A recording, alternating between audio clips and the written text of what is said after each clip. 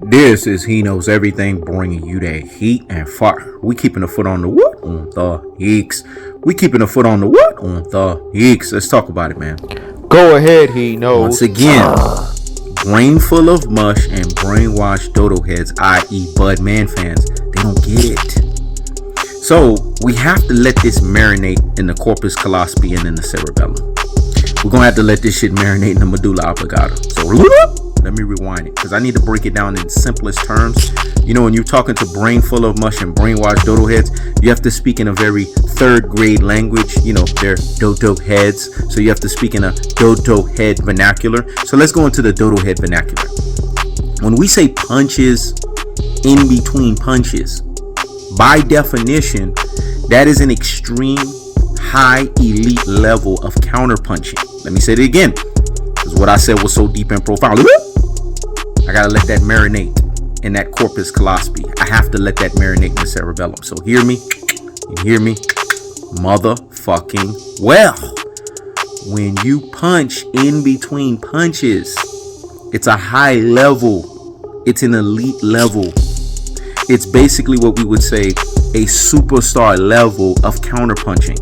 Because in order for you to punch in between a punch, that means you have to already have seen a punch. You get it? Your brain full of mush and brainwashed dodo heads. How can you punch in between a punch if you haven't already seen it? By definition, that's counter punching. The problem with lamest boxing casuals, they don't even understand when you punch in between a punch, that is by definition what it is. It's elite, high level counter punching. We're not talking about punches in bunches. Manny Pacquiao does punches in bunches. Punches in bunches is basically throwing everything at the wind and hoping to land. Let me say it again. It's throwing everything at the wind and hoping to land. But when you throw punches in between punches, you're actually counter punching. You're just counter punching at a superstar level. That's why I mentioned error-filled fighters, your jabronis, your Rudy fucking Poos, your plum damn brains. That's why I mentioned Floyd Money Mayweather, because that's what he did with Manny Pacquiao. He threw punches in between punches. He was giving him an elite superstar level of counter punching. That's why I mentioned Andre SOG Ward. He did this against Saki Obika. He was punching in between punches because Saki Obika was an awkward boxer. So he was basically giving him front foot dominance of a Roy Jones, but back foot variation of a Floyd Mayweather. Woo. What I said was so deep and profound. I gotta let that marinate. He was giving front foot dominance of a Roy Jones Jr. and back foot variations of Floyd Mayweather.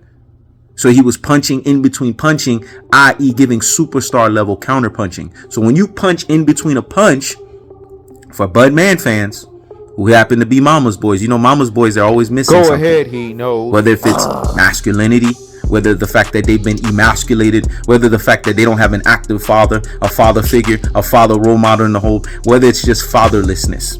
They lose what we call buzzling fucking testosterone. So because they don't have that, they don't even understand the simplest terms and the simplest variations. And then they cry, they pout in the comment sections. They get very emotional. But see, this is not about your fucking feelings. Nobody gives a fuck about your feelings. This is about actions. This is about productivity. It's about maximum proficiency. Let me say it again. It's about actions. It's about basically what we would say productivity. It's about maximum proficiency. And when we think of Errol the True Spence, tactical aggression is what we call actions. Technical punching placement is productivity. Body snatching work, the levying onslaught of the punishment style, that's maximum proficiency.